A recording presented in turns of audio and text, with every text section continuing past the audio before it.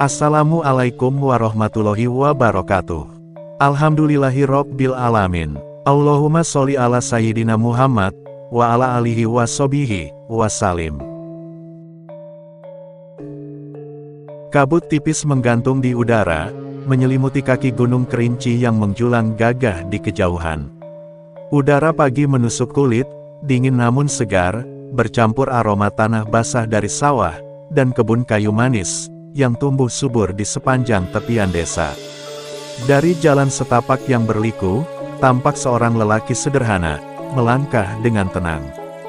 Dialah Wali Paidi, seorang pengembara yang hatinya selalu terpaut pada dakwah, dan kasih sayang kepada sesama. Desa yang ia tuju bernama Hilir Sungai, sebuah kampung kecil, yang jauh dari keramaian. Rumah-rumah kayu beratap rumbia berdiri berjejer, sebagian di tepi sawah, sebagian lain di pinggir hutan. Suara ayam berkokok bersahutan, sementara asap tipis mengepul dari dapur-dapur rumah penduduk. Sekilas, desa itu tampak damai. Namun Wali Paidi, dengan ketajaman batinnya, merasakan ada kegelisahan yang menyelimuti suasana. Begitu ia memasuki gerbang desa, beberapa anak kecil yang sedang bermain, berhenti dan menatapnya. Tatapan mereka penuh rasa ingin tahu, namun ada juga keraguan. Seorang lelaki tua berpeci lusuh, keluar dari ujung jalan. Ia berjalan tertatih menghampiri Wali Paidi, lalu memberi salam. "Assalamualaikum, nak, dari mana datangmu?" tanya lelaki tua itu dengan suara serak. "Waalaikumsalam," jawab Wali Paidi sambil tersenyum ramah. "Saya hanya musafir, Pak. Berjalan untuk mencari saudara-saudara seiman." Lelaki tua itu mengangguk pelan. "Selamat datang di Hilir Sungai. Kami jarang dikunjungi orang luar. Kalau mau, silakan beristirahat di musola ini." Wali Paidi menerima ajakan itu. Musola kecil di pinggir desa tampak sederhana, berdinding papan, dan beratap seng yang sudah mulai berkarat. Ia duduk sejenak. Tak lama, beberapa warga desa berdatangan. Mereka mendengar kabar, ada tamu asing yang datang. Orang-orang itu menyambut dengan sopan, membawa teh panas, dan ubi rebus sebagai jamuan. Namun di balik keramahan itu, Wali Paidi melihat wajah-wajah murung. Pandangan mata mereka sering gelisah, seolah ada bayangan ketakutan, yang tak pernah pergi. "Saudara-saudara," tanya Wali Paidi lembut, "mengapa raut wajah kalian terlihat begitu berat? Apakah sedang dilanda musibah?" Pertanyaan itu, membuat warga saling berpandangan. Beberapa menunduk, seakan tak berani bicara. Hingga akhirnya seorang pemuda bernama Rajo angkat suara. Suaranya lirih, tapi cukup jelas terdengar. "Sudah beberapa bulan terakhir ini, desa kami dilanda teror, Tuan. Setiap kali malam tiba, terutama ketika bulan purnama, ada sosok menakutkan berkeliaran. Penduduk menyebutnya manusia harimau. Ia mencabik ternak, bahkan kadang menelan korban jiwa. 2 malam lalu, seorang petani ditemukan tak bernyawa, tubuhnya penuh luka cakaran." Musola mendadak sunyi. Wajah-wajah warga semakin pucat. Anak-anak kecil yang ikut mendengar, langsung bersembunyi di balik pelukan ibunya. Wali Paidi terdiam, lalu menarik napas panjang. Ia menatap para penduduk dengan penuh kasih. Segala yang terjadi di bumi, tak luput dari kehendak Allah.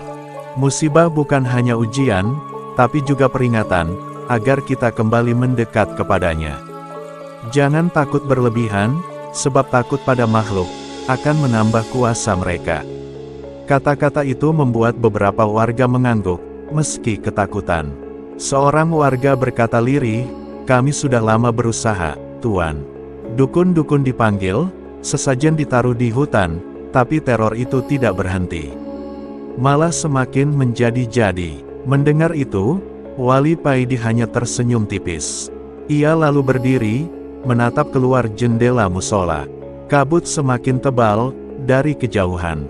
Dalam hati, Wali Paidi berbisik, "Ya Allah, jika Engkau takdirkan aku menjadi penolong mereka, tunjukkanlah jalan kebenaran." Maka hari itu, menjadi awal dari sebuah perjalanan panjang. Wali Paidi belum tahu bahwa di desa kecil ini, ia akan berhadapan dengan rahasia lama, kutukan leluhur, dan pertarungan gaib melawan teror, yang wujudnya bukan sekadar hewan buas, melainkan sesuatu yang jauh lebih kelam, manusia yang terjerat dalam bayangan harimau. Sore hari, kabut mulai turun lebih cepat dari biasanya. Matahari yang biasanya tenggelam di balik punggung Gunung Kerinci, kini hanya menampakkan cahaya oranye samar, yang terselip di balik awan tebal. Suasana desa hilir sungai, perlahan berubah muram.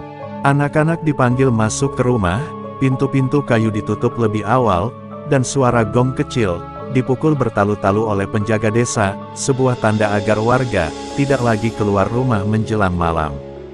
Namun, Wali Paidi justru meminta seorang pemuda desa, untuk menemaninya menyusuri tepian hutan. Pemuda itu adalah Rajo, yang kemarin sempat bercerita di musola, tentang teror manusia harimau.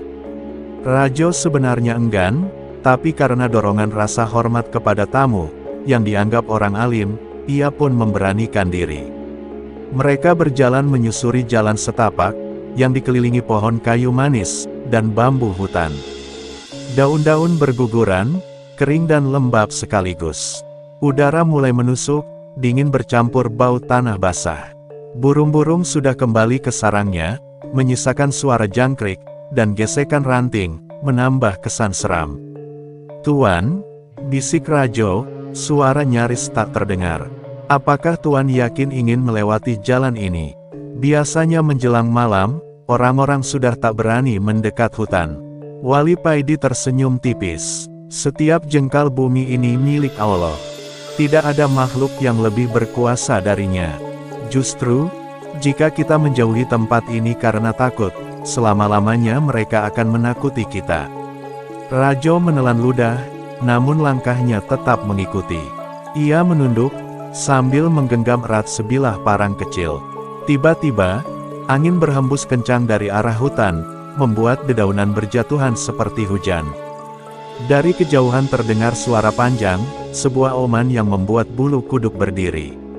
Suara itu tak seperti harimau biasa, karena bergema terlalu dalam, seperti keluar dari rongga dada makhluk setengah manusia. Rajo terhenti, tubuhnya gemetar hebat. "Itu dia," bisiknya dengan wajah pucat. "Itu suaranya." Wali Paidi berhenti melangkah, memejamkan mata sejenak, lalu bersikir lirih. La haula wala quwata illa billah. Tak lama kemudian, terdengar langkah berat yang merayap dari balik pepohonan. Ranting patah, semak bergoyang, dan dua cahaya merah menyala tampak di kegelapan, seperti mata binatang yang lapar. Rajo hampir menjatuhkan parangnya. Ia ingin lari, namun kaki terasa lumpuh. Bayangan besar itu bergerak cepat, mendekat ke tepian jalan setapak. Dalam keremangan senja, siluet makhluk itu terlihat. Tubuhnya berotot, dengan bulu menutupi wajah. Cakarnya panjang, dan dari tenggorokannya keluar suara geraman. Namun yang paling mengerikan adalah tatapan matanya, bukan sekadar liar seperti hewan, tapi ada kesadaran manusia, yang berkelip di dalamnya. Rajo menutup wajah dengan kedua tangan, gemetar tak terkendali. Namun Wali Paidi, justru melangkah maju dengan mantap. "Makhluk Allah, jika engkau datang membawa niat jahat, ketahuilah bahwa bumi ini, bukan tempatmu berbuat kerusakan. Jika engkau terikat perjanjian lama, dengarlah, setiap perjanjian yang melawan kehendak Allah, tidak akan pernah kekal."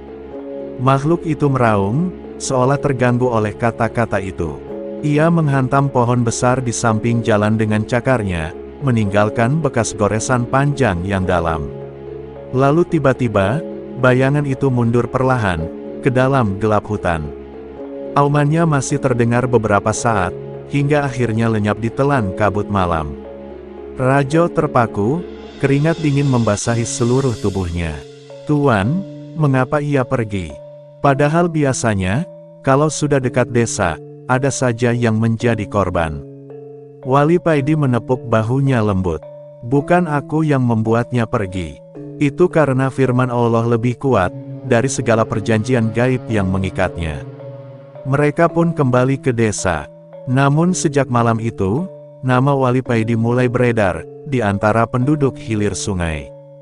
Bukan hanya karena keberaniannya menyusuri tepian hutan, tetapi juga karena kehadirannya membawa secercah harapan di tengah teror yang selama ini tak berkesudahan. Malam itu, desa hilir sungai tenggelam dalam kesunyian yang aneh. Biasanya, suara-suara jangkrik dan kodok dari sawah menjadi irama malam. Namun kali ini, semuanya terasa bisu. Angin pun hanya berhembus perlahan, seolah enggan menyentuh dedaunan. Bulan purnama bersembunyi di balik awan kelabu, menebarkan cahaya samar, yang membuat bayangan rumah-rumah kayu tampak lebih menyeramkan. Wali Paidi memilih bermalam di musola, tempat ia pertama kali disambut. Musola itu sederhana, berdinding papan tipis, dan hanya diterangi pelita minyak yang digantung di sudut. Beberapa anak muda ikut berkumpul di dalamnya, mereka ingin merasa aman, bersama sang tamu, yang mereka yakini membawa keberkahan. Di luar, desa sudah tertutup rapat, pintu rumah dikunci, jendela dipalang kayu. Tak seorang pun berani keluar. Rajo duduk di dekat Wali Paidi, masih dengan wajah cemas. "Tuan, biasanya jika bulan seperti ini, suara aumannya akan terdengar jelas. Kadang ia berputar mengelilingi desa sebelum menyerang." Wali Paidi hanya tersenyum tipis. Ia menepuk bahu Rajo, lalu berkata lirih, "Jangan biarkan takutmu lebih besar daripada keyakinanmu kepada Allah. Ingatlah, setiap napas makhluk, bahkan makhluk yang engkau takutkan, tetap dalam genggamannya." Belum sempat Rajo menjawab, tiba-tiba terdengar auman panjang dari arah hutan.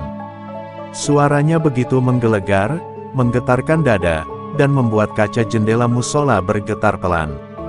Anak-anak muda yang ada di dalam, sontak menutup telinga.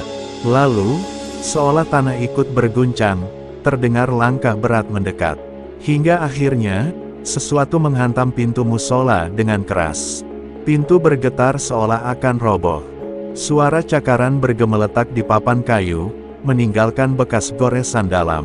"Ya Allah," bisik salah seorang pemuda. Ia ada di luar. Dari celah-celah papan, tampak bayangan besar bergerak. Dua mata merah menyala menatap dari luar, seakan hendak menembus isi musola. Suara napasnya berat, bercampur geraman yang menakutkan. Rajo menjerit lirih, hampir pingsan. "Tuan, ia ada di sini, kita semua bisa binasa." Namun Wali Paidi tetap tenang. Ia berdiri, melangkah ke arah pintu yang terus digedor makhluk itu. Dengan suara yang dalam, ia berkata, "Allahu Akbar," lalu ia mengambil wudhu dengan air dalam kendi kecil, lalu dipercikkan di setiap sudut musola. Setelah itu, ia berdiri tegak di depan pintu, lalu mengumandangkan azan dengan suara lantang, menggema ke seluruh penjuru desa. "Allahu Akbar, Allahu Akbar." Suara azan itu menusuk sunyi malam, bergema melampaui dinding musola, merambat ke hutan dan ladang. Bayangan besar yang semula mengamuk di depan pintu, tiba-tiba terhenti. Aumannya yang menggelegar, berubah menjadi raungan kesakitan. Beberapa pemuda memberanikan diri mengintip lewat celah papan. Mereka melihat bayangan makhluk itu bergetar, tubuhnya seperti terbakar oleh cahaya yang tak terlihat. Ia meraung keras, lalu melompat mundur dengan cepat ke arah kegelapan. Musola kembali hening, hanya suara gemetar napas anak-anak muda yang tersisa. Wali Paidi menutup azan dengan kalimat tauhid, lalu duduk kembali sambil berzikir lirih. La ilaha illallah. Air mata jatuh di pipi sebagian pemuda. Mereka menyadari betapa dahsyatnya kekuatan kalimat Allah, dibanding segala bentuk teror. Rajo memandang Wali Paidi dengan wajah takjub. "Tuan, bagaimana bisa suara azan membuatnya lari? Selama ini, kami sudah berusaha dengan berbagai cara, tapi tak pernah berhasil." Wali Paidi menoleh, menatap lembut. Karena makhluk itu bukan hanya tubuh binatang. Ia terikat dengan perjanjian gaib. Hanya kalimat Allah yang mampu memutus rantainya. Malam itu, seluruh isi musola tidak bisa tidur. Mereka duduk, mendengar nasihat dari Wali Paidi. Rasa takut masih ada, tapi hati mereka perlahan dipenuhi ketenangan. Di luar, desa kembali sunyi, seolah makhluk itu telah pergi jauh. Namun, jauh di dalam hutan, raungan samar masih terdengar, seakan memberi tanda bahwa pertarungan ini belum selesai. Pagi itu, matahari baru saja terbit di balik Gunung Kerinci. Cahaya keemasan perlahan menyapu kabut tipis, yang masih menempel di pucuk-pucuk pohon. Desa hilir sungai, tampak seolah bangun dari mimpi buruk malam sebelumnya. Namun suasana masih muram. Warga berkelompok di tepian jalan, membicarakan suara auman, dan kegaduhan yang terdengar dari arah musola. Wali Paidi keluar dari musola. Wajahnya tenang, meski ia tahu tadi malam hanyalah awal dari pertemuan yang lebih berat. Rajo mendekat, sambil menunjuk ke arah sungai di sisi barat desa. "Tuan, pagi ini, kami menemukan sesuatu yang aneh di pinggir sungai. Lebih baik Tuan ikut melihat." Mereka pun berjalan beriringan. Suasana hutan di sekitar sungai begitu hening, hanya sesekali terdengar kicauan burung. Namun makin dekat ke sungai, aroma anyir menusuk hidung. Sesampainya di tepi aliran air, para pemuda yang lebih dulu tiba menunjukkan sesuatu. Di tanah basah, tampak jejak kaki besar yang bentuknya aneh. Telapak itu menyerupai manusia, tetapi dengan cakar panjang menancap dalam.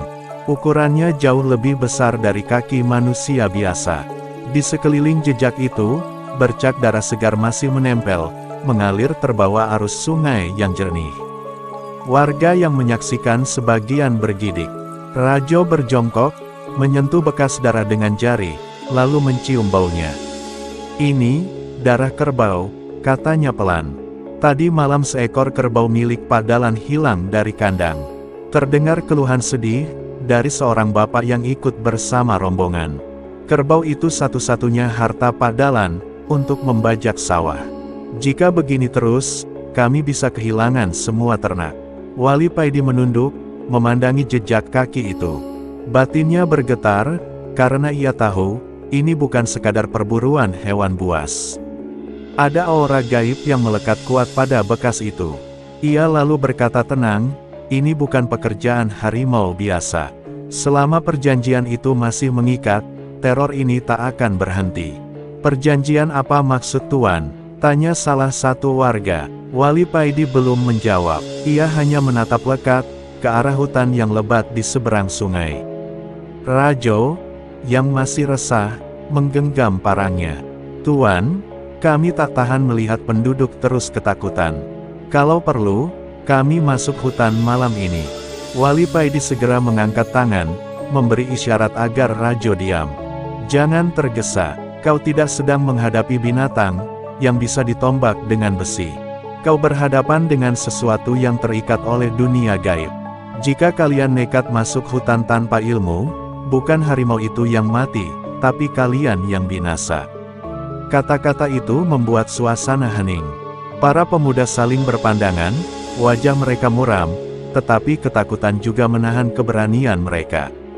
"Jadi apa yang harus kami lakukan, Tuan?" tanya Rajo lagi. Wali Paidi menatap wajah mereka satu persatu. "Perkuat hati kalian dengan zikir.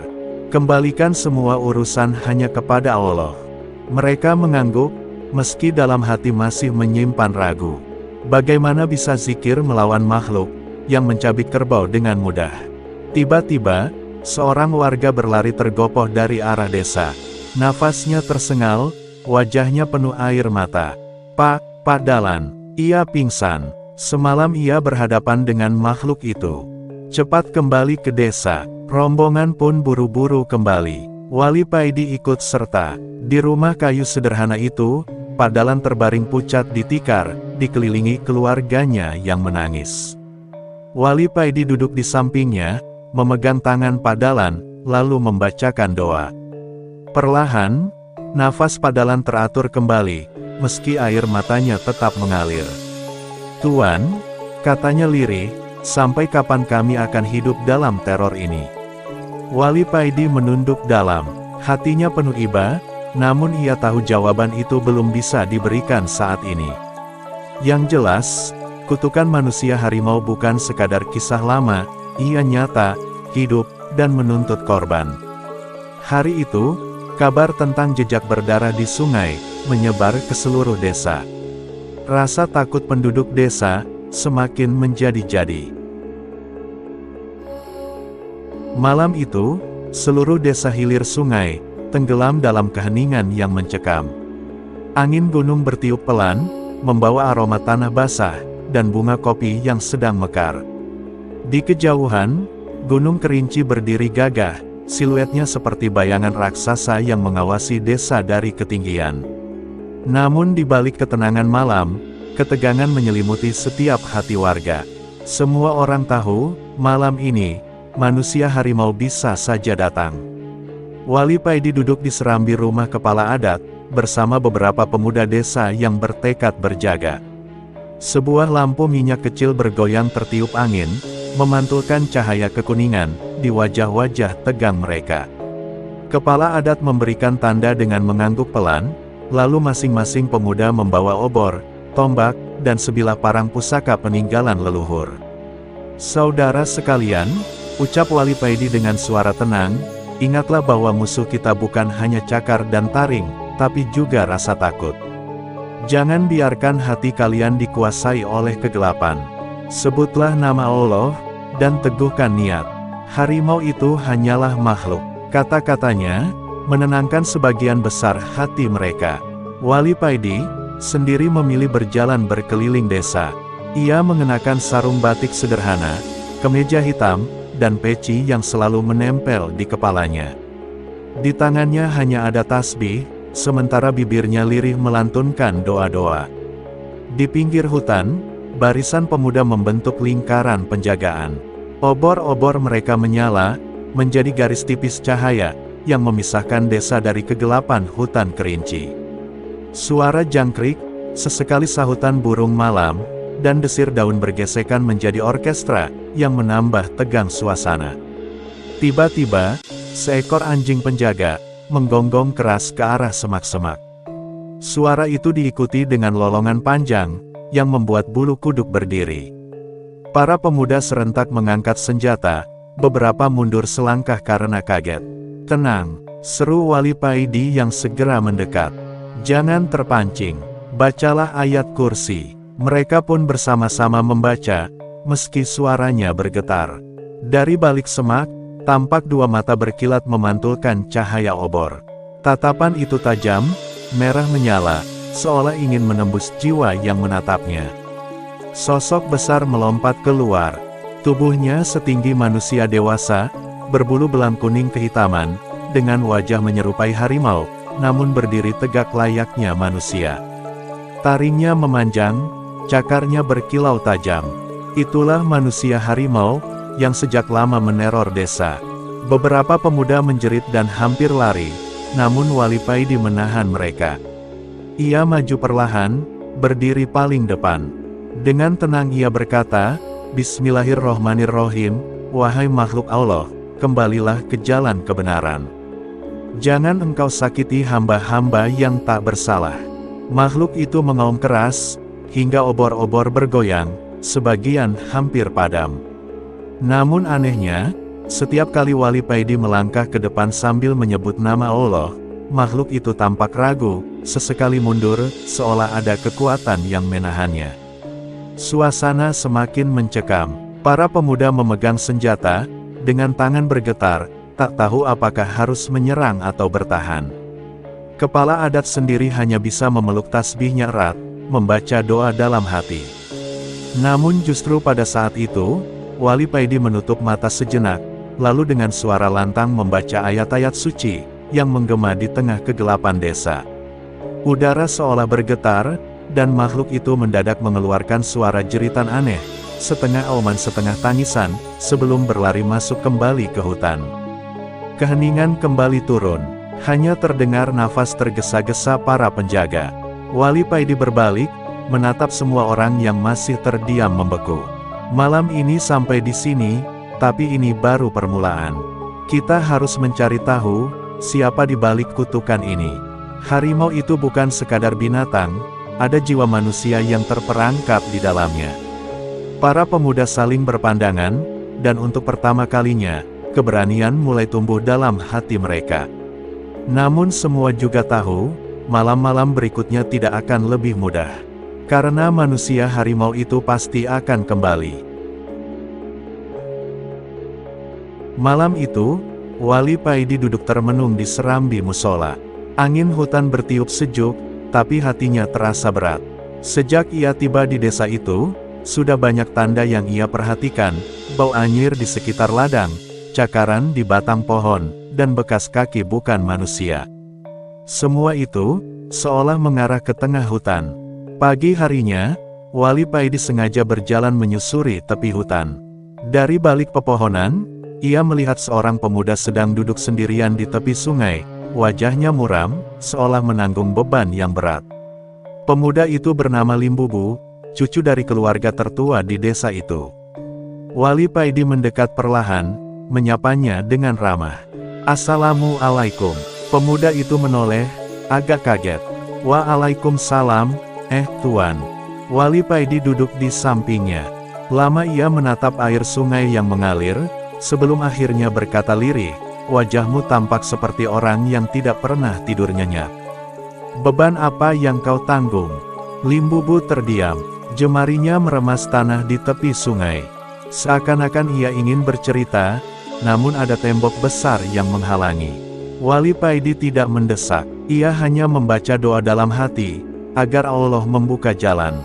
Malam berikutnya, ketika bulan purnama menggantung penuh di langit, Wali Paidi sengaja mengikuti langkah Limbubu yang keluar rumah. Dengan mata kepalanya sendiri, ia menyaksikan sesuatu yang menggetarkan. Tubuh Limbubu bergetar hebat, tulangnya berderak, wajahnya berubah menjadi moncong harimau, dan tubuhnya dilapisi bulu lebat. Suara raungan menggelegar menembus hutan, membuat burung-burung beterbangan panik. Namun, di balik wujud buas itu, mata Limbubu tampak kosong.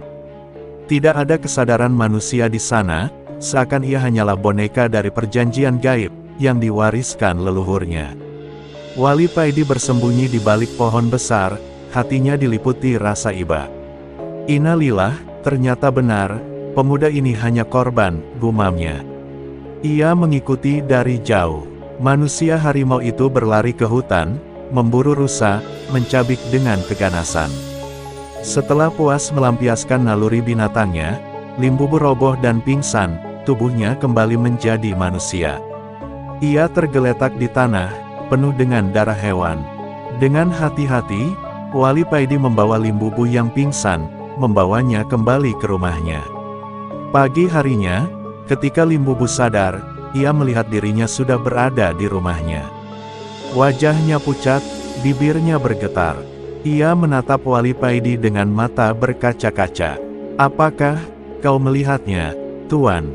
tanya Limbubu dengan suara serak. Wali Paidi tidak menjawab langsung. Ia hanya menatap dengan penuh kasih, lalu berkata, "Aku melihat kau adalah pemuda baik, yang tidak tahu menahu, tapi menanggung dosa leluhurmu." Air mata Limbubu jatuh deras. "Aku tak pernah mengerti, kenapa setiap purnama, tubuhku terasa sakit, dan ketika sadar, aku selalu berada di hutan dengan tubuh kotor. Baru sekarang aku tahu, itu adalah kutukan." Wali Paidi menyentuh bahunya dengan lembut. "Engkau bukan kutukan, engkau hanyalah korban. Ketahuilah, jin dan syaitan selalu mencari celah dari perjanjian lama, apalagi bila leluhur kita dahulu pernah menyimpang. Tapi Allah itu Maha Pengampun. Tidak ada ikatan gaib yang lebih kuat daripada doa, dan taubat yang tulus." Limbubu menatapnya dengan mata penuh harapan.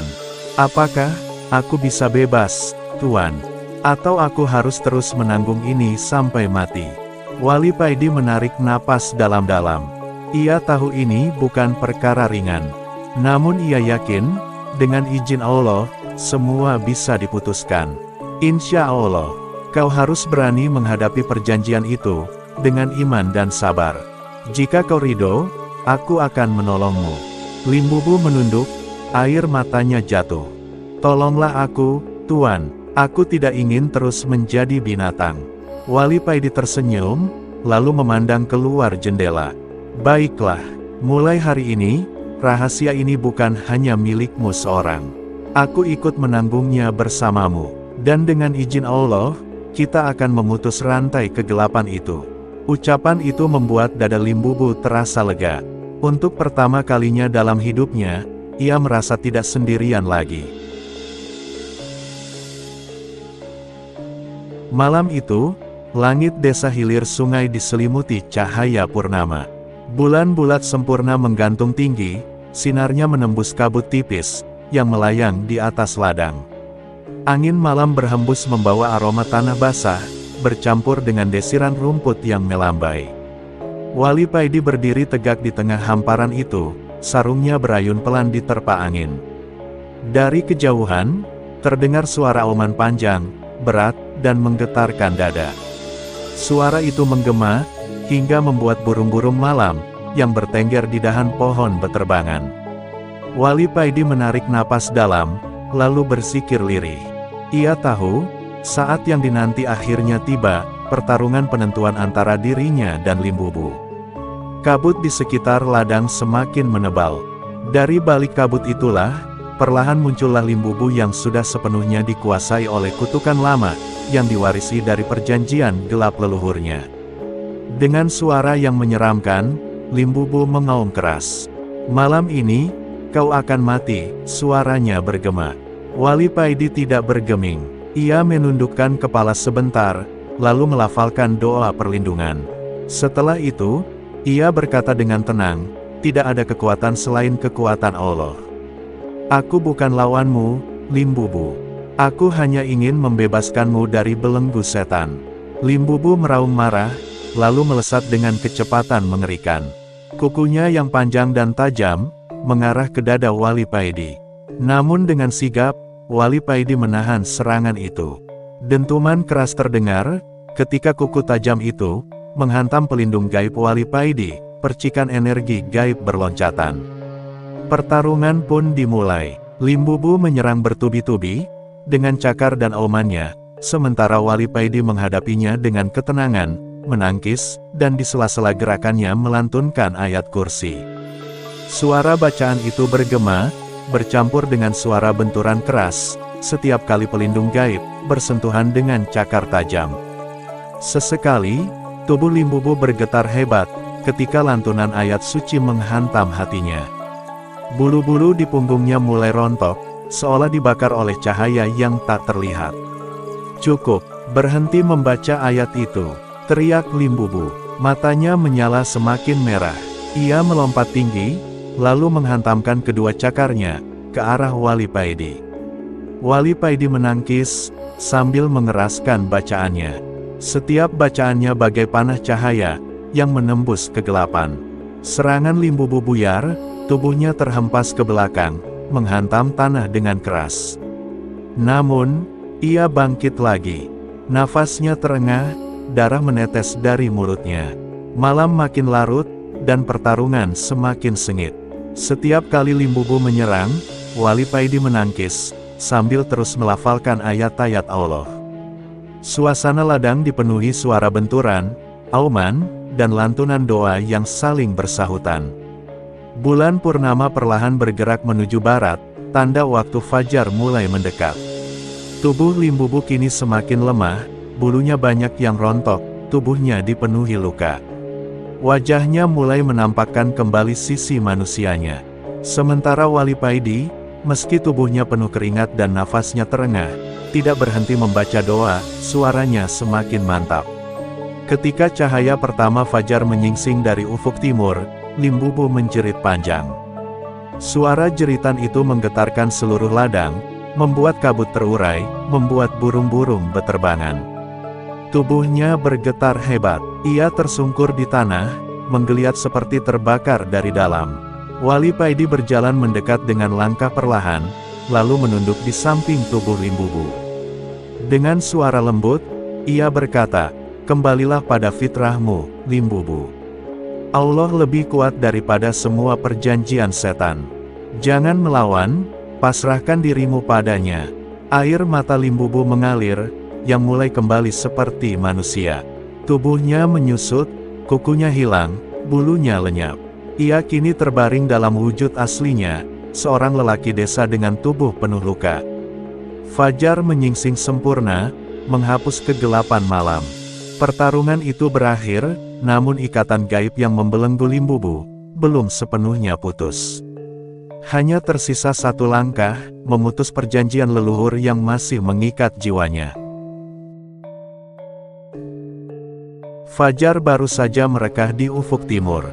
Kabut tipis masih menggantung di kaki Gunung Kerinci, sementara embun menetes dari ujung dedaunan, memantulkan cahaya mentari, yang mulai menyingkap kegelapan malam. Di tengah ladang luas, Wali Paidi berdiri dengan wajah teduh, meski seluruh tubuhnya masih terasa lelah, setelah pertempuran panjang. Di hadapan Wali Paidi, Limbubu, pemuda pewaris kutukan leluhur. Ia tak lagi kuasa menahan jeritan batin, antara naluri buas, dan kerinduan menjadi manusia biasa. Limbubu, ujar Wali Paidi dengan suara penuh kasih, kau hanya pewaris, bukan pencipta perjanjian. Kini saatnya engkau terbebas darinya. Wali Paidi mengangkat kedua tangannya. Bibirnya bergerak, melantunkan ayat-ayat suci, yang menggetarkan dada setiap orang yang mendengar. Seiring doa dilantunkan, udara di sekitar lapangan berubah. Angin kencang bertiup dari arah hutan, dedaunan berjatuhan, dan suara raungan gaib terdengar menggema, panjang, seram, dan menggetarkan tulang. Seakan ribuan harimau meraung bersamaan, melawan kekuatan yang hendak mengusir mereka dari dunia manusia. Para penduduk desa ketakutan, ada yang berlari mundur, menyaksikan peristiwa besar itu. Tubuh Limbubu menggelepar hebat, kuku-kukunya mencakar tanah, wajahnya menegang, giginya bertaring, dan bulu-bulu kasar muncul di sekujur tubuh. Ia meraung kesakitan, berusaha melawan ikatan gaib yang selama ini menjerat darahnya. Dari tubuhnya keluar asap hitam pekat, melayang ke udara, membentuk bayangan menyerupai sosok harimau raksasa, dengan mata menyala. Bayangan itu mengaum marah ke arah Wali Paidi, seakan hendak menerkam. Namun Wali Paidi tidak gentar. Dengan tenang, ia membaca doa pemutus perjanjian leluhur. Suaranya menggema, mengiris langit fajar. Seketika cahaya terang keluar dari tanah, melingkar membentuk lingkaran cahaya, yang mengurung Limbubu dan bayangan gaib itu.